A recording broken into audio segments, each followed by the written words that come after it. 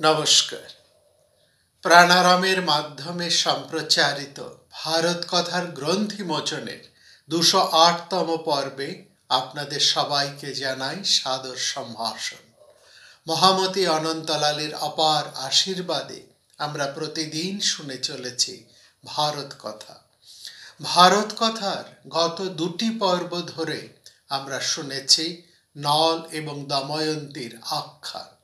নল দময়ন্তীর এই আখ্যান বা সংবাদ মূল মহাভারতে মোটামুটি 28 থেকে 30 পর্ব ধরে বর্ণিত হয়েছে। সেখানে এই কাহিনীর সারটুকু আমরা 2টি পর্বে আলোচনা করেছি। এই আলোচনায় আমরা দেখেছি মহর্ষি বৃহদ্দর্শ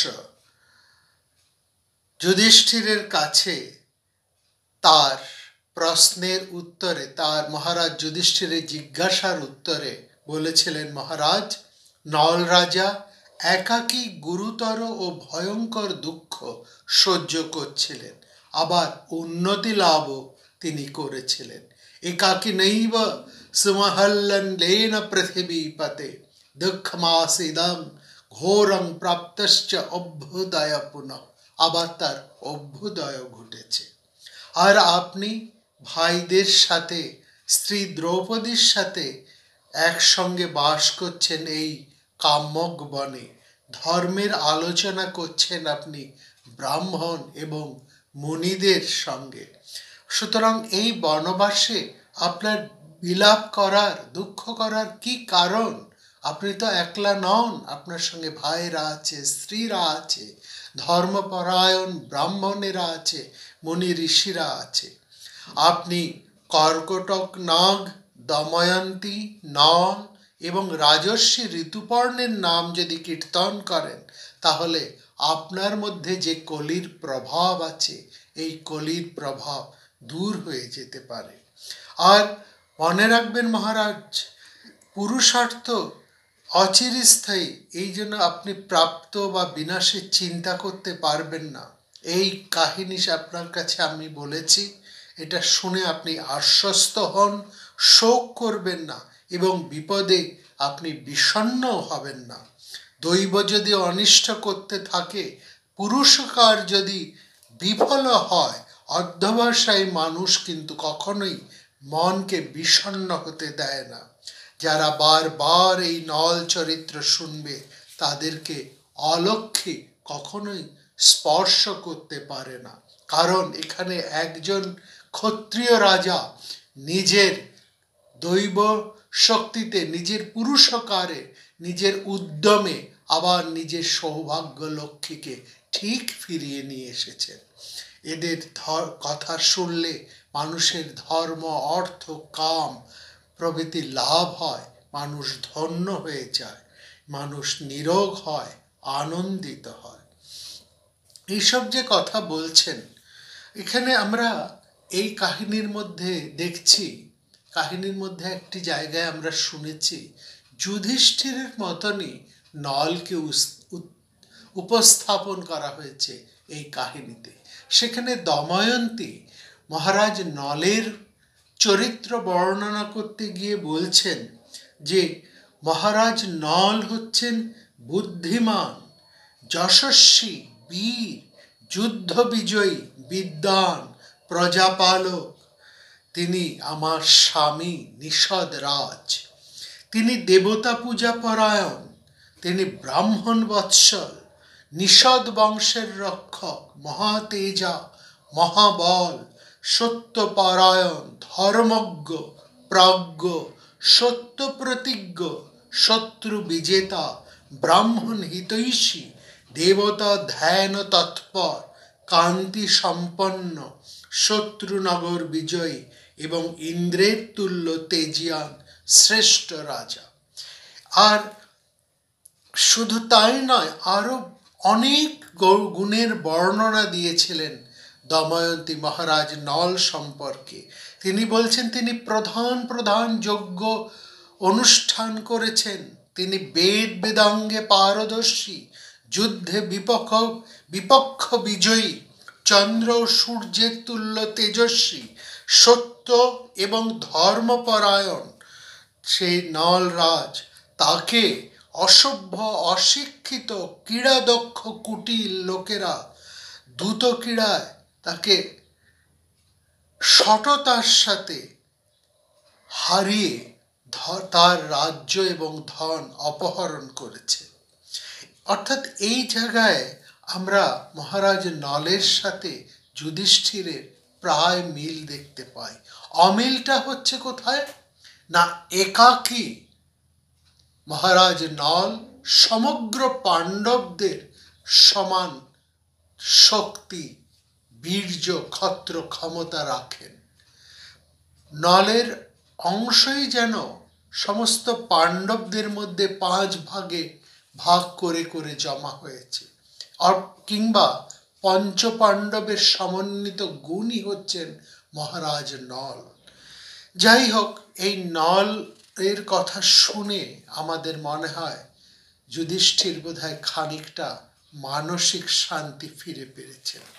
তারপর মহাতপা বৃহদ্দর্শ মুনি ধৃতরাষ্ট্রকে অক্ষর হৃদয় বা পাশা খেলার সর্বোত্তম উপায়টি শিখিয়ে দিলেন। পাশা খেলার বিভিন্ন খুঁটিনাটি শিখিয়ে মহারাজকে পাশা খেলাটি শিখিয়ে দিয়েছেন। এখানে আমরা লক্ষ্য করি মহারাজ নল মহারাজ ঋতুপর্ণের কাছ থেকে পাশা খেলা শিখেছিলেন, আর যুধিষ্ঠির পাশা খেলা শিখেছেন মহামুনি বৃহদ্দশের কাছ হতে। মহারাজ নল মহারাজ ঋতুপর্ণের কাছ থেকে পাশা খেলা শিখে সেই পাশা খেলায় সুশিক্ষিত হয়ে দক্ষ হয়ে তিনি তক্ষুনি গিয়ে ভাই পুষ্করের কাছ থেকে সেই নিজের রাজ্য উদ্ধার করেন পাশা খেলার মাধ্যমে। কিন্তু যুধিষ্ঠির সেটা করেননি, সে কথা আমরা গত পর্বে আলোচনা করেছি। সেখানে আমরা বলেছি মহারাজ যুধিষ্ঠির এইখানে মহারাজ নলকে অতিক্রম করে গেছেন। মহারাজ নল যেমন নিজের স্ত্রীকে পাশা খেলার পণ্য হিসাবে রাখেননি, এবং এইখানেই যেন বৃহদ্দশ মুনি মহারাজ যুধিষ্ঠিরকে একটুখানি ভৎসনা করেছেন, যে মহারাজ নল বিপন্নতার মধ্যেও কিন্তু নিজের স্ত্রীকে পাশা খেলার পণ্য পরিণত করেননি, যেটা আপনি করেছেন। আবার ঠিক অনুরূপভাবে দেখি পাশা খেলার নিয়ম শিখেই মহারাজ নল যেভাবে পুষ্করের কাছে সেই পাশা খেলেই সমস্তটা আবার ফেরত নিয়ে নিয়েছেন, যুধিষ্ঠির কিন্তু তা করেননি। তিনি অপেক্ষা করেছেন, তার এই পাশা খেলাকে তিনি অন্যভাবে ব্যবহার করেছেন। তিনি ব্যবহার করেছেন তার অজ্ঞাতবাসের উপায় হিসেবে। যেমন আমরা দেখেছি অর্জুন স্বর্গে গিয়ে উর্বশীর অভিশাপটিকে ব্যবহার করেছেন অজ্ঞাতবাসের উপায় হিসেবে। তিনি সেখানে গন্ধর্বরাজ চিত্রসেনের কাছ থেকে যে নৃত্য গীত বাদ্য শিখেছেন সেটি তিনি ব্যবহার করেছেন বা উপায় হিসেবে গ্রহণ করেছেন অজ্ঞাতবাসের জন্য। ঠিক এইখানেও আমরা দেখছি মহারাজ মহামুনি বৃহদ্দশের কাছ থেকে মহারাজ যুধিষ্ঠির যে পাশা খেলাটি শিখেছেন সেটি তিনি রেখে দিয়েছেন ওই অজ্ঞাতবাসের প্রয়োজনে। এখানে তিনি কিন্তু ছুটোছুটি করে যাননি পাশা খেলায় আবার কৌরবদেরকে হারিয়ে নিজের রাজ্য উদ্ধার করার জন্য। তিনি তার সত্য প্রতিজ্ঞা 12টি বছর বনবাস এবং অজ্ঞাতবাসের 1টি বছর, এই মোট 13টি বছর অতিক্রান্ত হবার পরই তিনি নিজের রাজ্যের দাবিটি করেছিলেন শর্ত অনুসারে, সেটি অন্য কথা। যাই হোক, এই ধরনের কথাবার্তা যখন হয়ে যাচ্ছে, ঠিক এইখানে আমরা দেখছি অর্জুনের তপস্যায় অর্জুন পাণ্ডবদের কাছে নেই, আর অর্জুন ছাড়া 4 ভাই আর দ্রৌপদীর মনের মধ্যে কিন্তু অর্জুনের বিরহ এক বিশেষভাবে কাজ করে যাচ্ছে। সেখানে দেখছি দ্রৌপদী ভীষণ বেদনাহত হয়ে পড়েছেন অর্জুনের জন্য। পাণ্ডবদের অবস্থা কেমন সেটি মহাকবি বর্ণনা করেছেন। বলেছেন পাণ্ডবদের অবস্থা হচ্ছে যেন মণিমালার থেকে সূত্রটি যদি সরিয়ে নেওয়া হয় তাহলে মণিগুলো যেমন ইতস্তত ছড়িয়ে ছিটিয়ে থাকে, সেই রকমই শ্রীহীনভাবে ছড়িয়ে ছিটিয়ে আছেন পাণ্ডবেরা। আক্ষিপ্ত সূত্রা মানায়শ্চিন্ন পক্ষা ইব দ্বিজা। অর্জুন নেই আর পাণ্ডবেরা সবার মন ভীষণ সন্তপ্ত, ভীষণ তারা মনোবেদনায় ভুগছেন। এইখানেই আমরা দেখছি এক বেদনাহত দিনে দ্রৌপদী যুধিষ্ঠিরের কাছে এসেছেন। এসে বলছেন, আমি শুনেছি কার্তবীর্যের কথা, কার্তবীর্য অর্জুনের কথা। এই কার্তবীর্য অর্জুন বা কার্তবীর্যার্জুন, তার 1000টা হাত ছিল, আর আমার অর্জুন মাত্র 2খানা হাত নিয়েই সেই কার্তবীর্যার্জুনের মতন সমান শক্তি ধরেন। আজ এই বনমাঝে অর্জুন নেই, আমাদের একটুকু ভালো লাগছে না, আমার এতটুকু ভালো লাগছে না। তামৃতে পাণ্ডব শ্রেষ্ঠ বনং ন প্রতিভাতি মে। আমি ভাবি এইভাবে কিভাবে অর্জুনকে ছেড়ে আমরা দিন কাটাবো। আমার তো কিছুই ভালো লাগছে না অর্জুনকে ছাড়া। অর্জুনকে ছাড়া এই পৃথিবীকে শূন্য দেখছি আমি, দ্রৌপদী বলছেন। এমনিতে এত আশ্চর্য সুন্দরী এই অরণ্যভূমি, কত অপূর্ব সুন্দর তার বৃক্ষলতা, কিন্তু অর্জুন ছাড়া সমস্তটাই আমার কাছে শূন্য বলে মনে হচ্ছে। তথা রমণীয়ং বৈ তামৃত সব্যসাচিনম। শুধু মানুষের কাছে থাকা, একটা মানুষের থাকা, কাছে থাকা আর না থাকা, সেখানে বিশেষ করে সে মানুষটি যদি অর্জুন হয় তাহলে দ্রৌপদীর অন্তরখানা কেমন হয়, সুকৌশলে মহাকবি এইখানে আমাদের কাছে তা বুঝিয়ে দিচ্ছেন। বলছেন অর্জুন থাকলে এই রসশাস্ত্রীয় সম্মতভাবে এই পৃথিবীটা যেন দ্রৌপদীর কাছে নান্দনিকতায় পূর্ণ হয়ে ওঠে, আর অর্জুন যেমন নেই তখন যেন এই পৃথিবী তার সমস্ত রমণীয় সৌন্দর্য শোভা নিয়েও দ্রৌপদীর কাছে তা একান্তভাবেই শূন্য, সমস্ত কিছু থেকেও যেন নেই। দ্রৌপদী বলছেন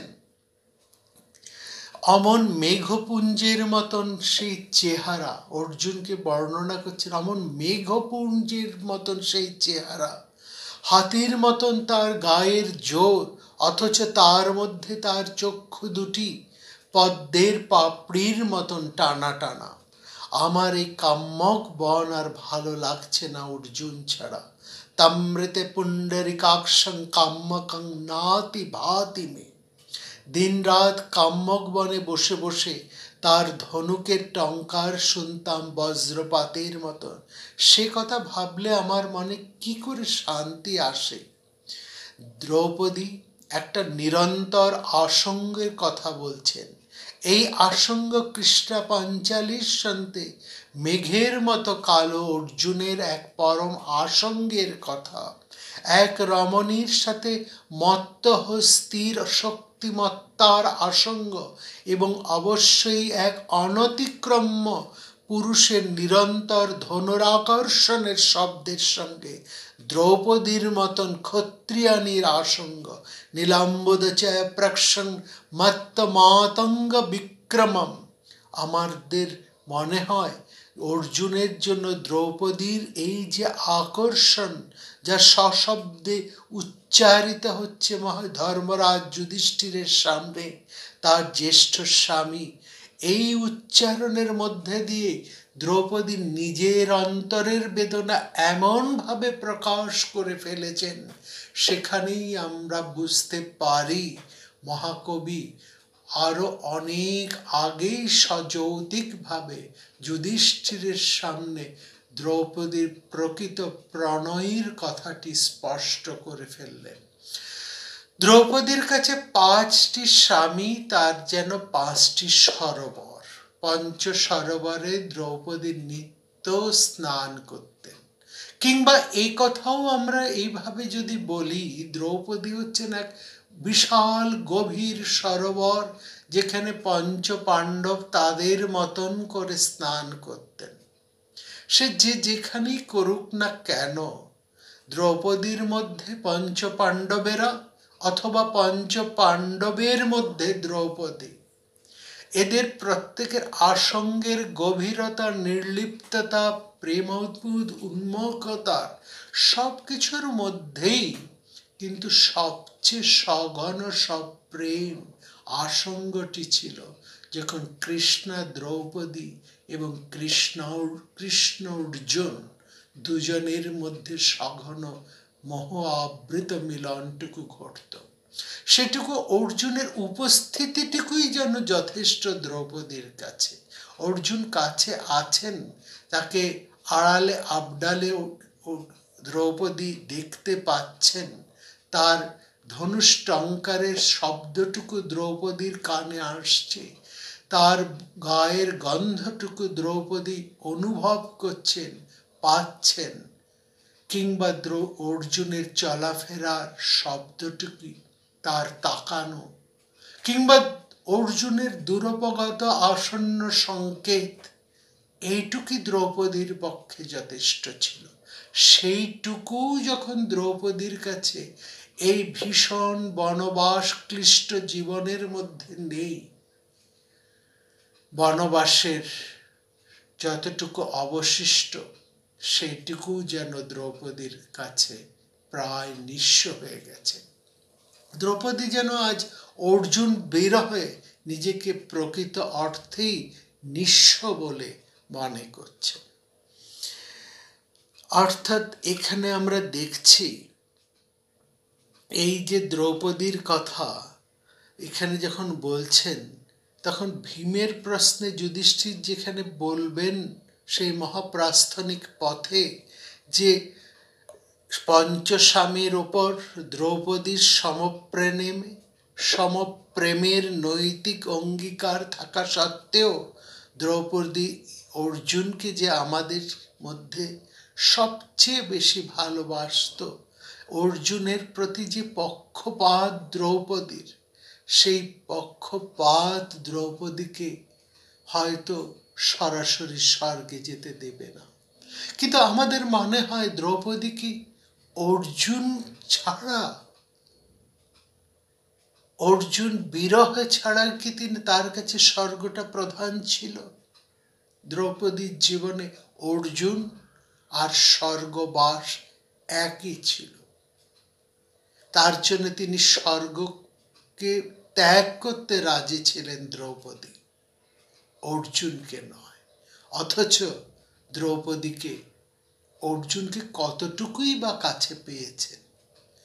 এই যে একটা বিরাট প্রশ্নের অবতারণা আমাদের কাছে থাকে, দ্রৌপদীর কাছে অর্জুন কতটুকু, এবং একজন রমণী, ক্ষত্রিয়া রমণী, তিনি যতই তেজদীপ্ত হন, দ্রৌপদীকে আমরা কিন্তু সত্যি এই জায়গাটি ছাড়া, মহাভারতের এই অংশটুকু ছাড়া আর কোথাও আমরা দ্রৌপদীকে কিন্তু অসংলগ্ন হতে দেখি না।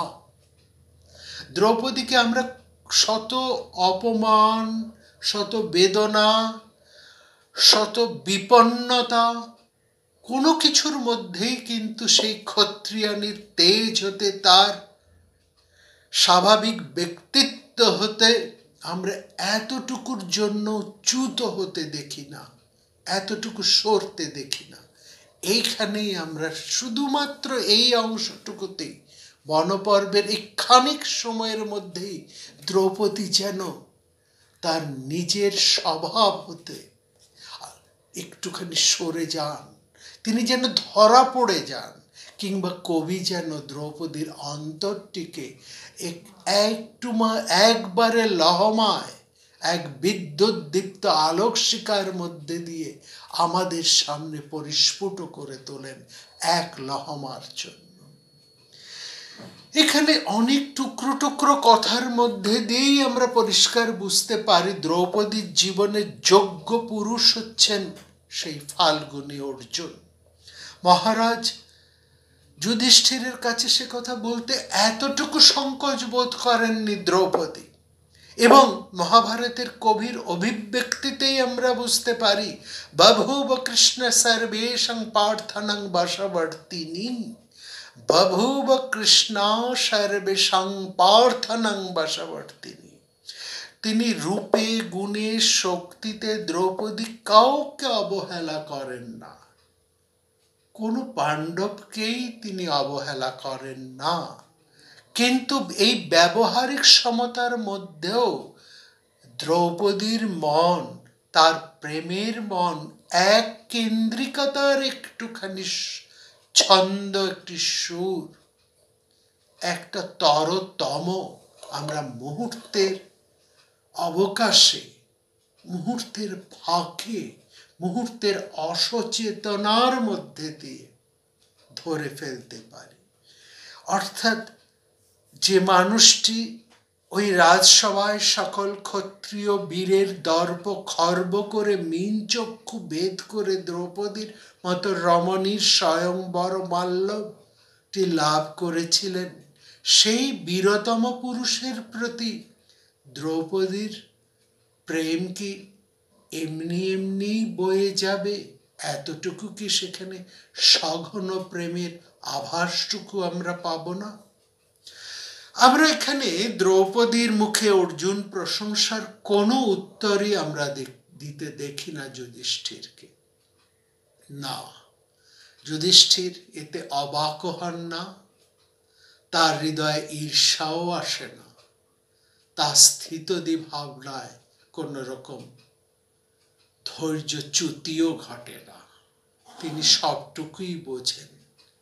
তিনি এটুকু বোঝেন যে অর্জুনের বিকল্পতা দ্রৌপদীর কাছে কোনোভাবেই তৈরি করা যায় না। যতটাই না তারা যে কোনো কারণেই হোক না কেন দ্রৌপদীকে লাভ করেন, কিন্তু দ্রৌপদীর অন্তরটুকু সার্থকভাবেই উপলব্ধি করতে পারেন যুধিষ্ঠির, পারেন বলেই তিনি যুধিষ্ঠির।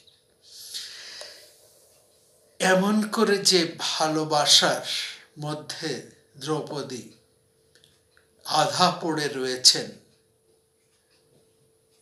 তিনি কিন্তু ধরা হয়তো খানিকটা পড়েন তার জ্যেষ্ঠ স্বামীর কাছে, তিনি ধরা হয়তো পড়ে যান অন্যভাবে অন্য স্বামীদের কাছে। অন্য পাণ্ডব ভাইরা প্রত্যেকেই দ্রৌপদীর কথা শুনে ভীষণভাবে যদি অর্জুনের জন্য মন খারাপ করতে থাকেন। সমস্ত ভাইরাই আর এই কাম্যক বনে থাকতে চান না। অর্জুন বিরহে তাদের প্রত্যেকেই এতটাই বেদনা বোধ করেন, এতটাই তারা দ্রৌপদীর সাথে একাত্ম হয়ে পড়েন যে এই কাম্যক বনের সকল সৌন্দর্য পাণ্ডবদের কাছে ম্লান হয়ে যায়। ঠিক এইরকমই একটা সময়ে সেখানে এসে উপস্থিত হন ব্রাহ্মতে যে দীপ্যমান মহর্ষি নারদ। তিনি এসে উপস্থিত হন পাণ্ডবদের কাছে। মহর্ষি আসা মাত্রই পাণ্ডবেরা উঠে দাঁড়িয়ে তাকে অভিবাদন জানান এবং তিনি বুঝতে পারেন পাণ্ডবদের মুখের দিকে তাকিয়ে, দ্রৌপদীর মুখের দিকে তাকিয়ে তাদের মনের অবস্থা।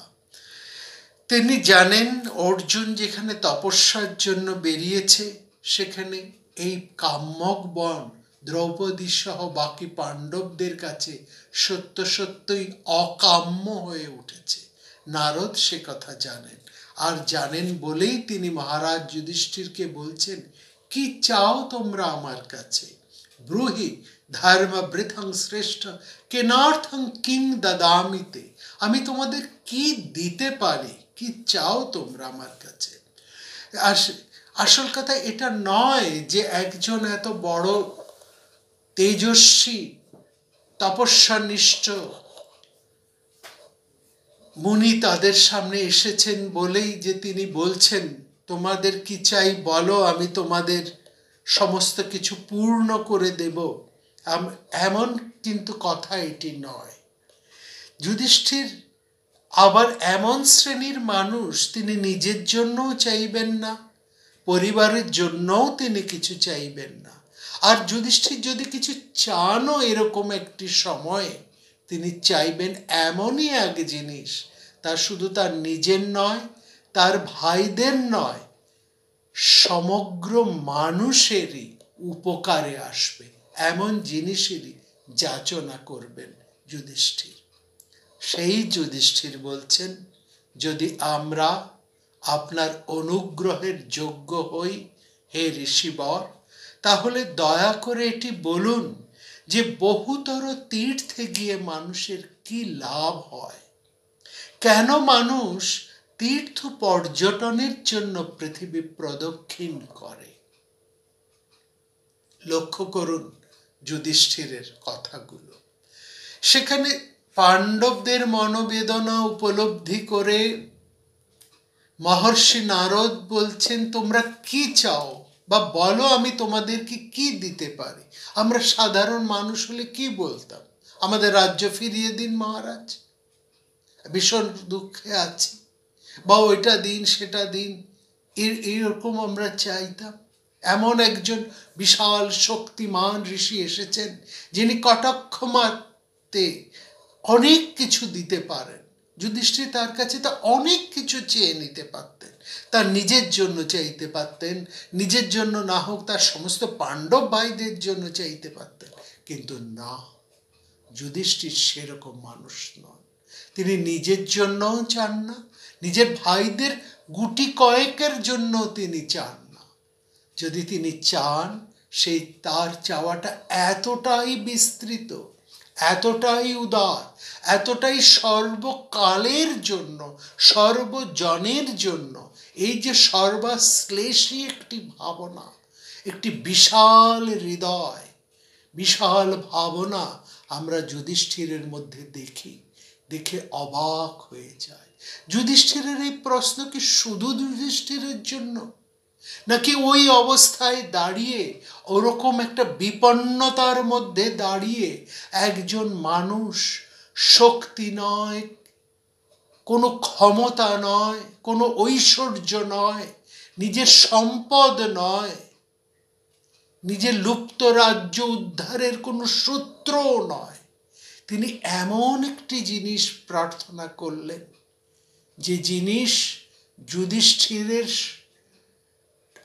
পরিধি ছাপিয়ে, পাণ্ডবদের পরিধি ছাপিয়ে, তার কালকে অতিক্রম করে সর্বকালীন এবং সর্বজনীন হয়ে উঠছেন। সেখানে যুধিষ্ঠির বলছেন, যদি আমরা আপনার অনুগ্রহের যোগ্য হই, তাহলে আমাদেরকে এইটি বলুন, বহুতর তীর্থে গিয়ে মানুষের কি লাভ হয়, কেন মানুষ তীর্থ পর্যটনের জন্য পৃথিবী প্রদক্ষিণ করে।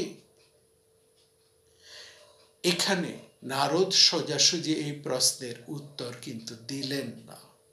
তিনি প্রশ্নের উত্তরটি না দিয়ে তিনি যুধিষ্ঠিরের পিতামহ ভীষ্মের প্রসঙ্গ তুলে ধরলেন। সেই ভীষ্মের কথা তিনি টেনে নিয়ে এলেন, যিনি গঙ্গাধারে, হরিদ্বারে এসেছিলেন ঋষি মুনিদের কাছে অবসর কাটানোর জন্য। এরকম একটি অবস্থার কথা আমি আপনাদেরকে বহু আগে বলেছিলাম, যেখানে ভীষ্ম এসে উপস্থিত হয়েছেন গঙ্গাধারে, একেবারে মহাভারতের প্রায় আদি পর্বে। সেইখানকার ঘটনার কথাটি নারদ এইখানে নিয়ে এলেন যুধিষ্ঠিরের কাছে। নারদ এই প্রশ্নটি করেছিলেন মহর্ষি পুলস্তকে। নারদ সেই ভীষ্ম এবং পুলস্ত্যের প্রশ্নের উত্তরটি নিয়ে এসেছেন যুধিষ্ঠিরের কাছে। তিনি শোনাচ্ছেন সেই বৃত্তান্তটি যা মহর্ষি পুলস্ত্য বলেছিলেন মহর্ষি ভীষ্মকে।